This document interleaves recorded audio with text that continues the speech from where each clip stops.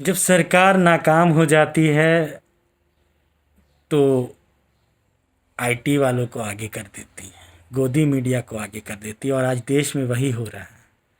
एक और मजदूरों को लूटा जा रहा है, उनसे मोटे पैसे लिए जा रहे हैं, और इस बात को साबित करने के लिए मजदूर टिकट तक दिखा रहे हैं।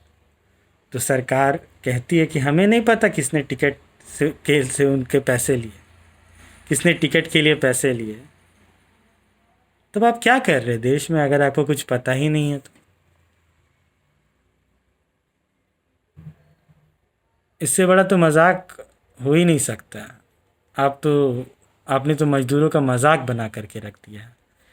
एक और जब विपक्ष उनकी मदद के लिए आगे आता है तो आप कहते हैं कि हमने तो 85% किराया देने का वादा किया। तो अगर आपने 85% किराया देने का वादा किया तो फिर उनसे पैसा किसने वसूला? और अगर उनसे पैसा वसूला गया तो आप क्या कर रहे थे? आपकी पुलिस क्या कर रही थी? प्रशासन क्या कर रहा था?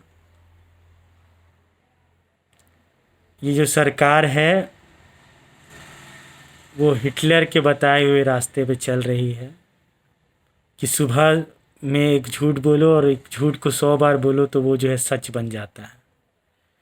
और इनके आईटी सेल वाले लोग इसी तरीके का काम कर रहे हैं। इनकी करनी और कथनी में ज़मीन आसमान का अंतर है। ये बस समाज को भ्रमित करते हैं, ये समाज में नफ़रत फैलाते हैं, ये समाज में उन्माद फैलाते हैं, ताकि जो मूलभूत मुद्दे हैं उनसे जो है लोगों को भटकाया जा सके।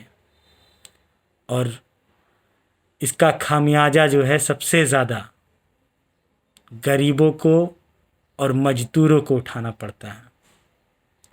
हमारी ये मजबूरी है कि हमें उन्हीं के पास रोना पड़ता है जो कि हमारी इस परिस्थिति का जिम्मेवार है। आपसे ये अपील है कि इंसानियत के खातिर अब भी सुधर जाइए। और आपसे विनम्र निवेदन है कि जिन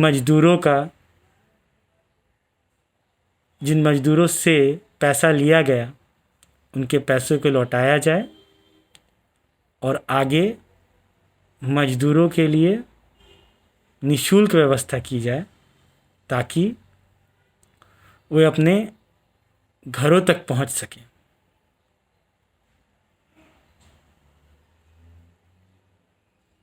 आशा करते हैं कि आपके अंदर भी इंसानियत जागेगी। धन्यवाद।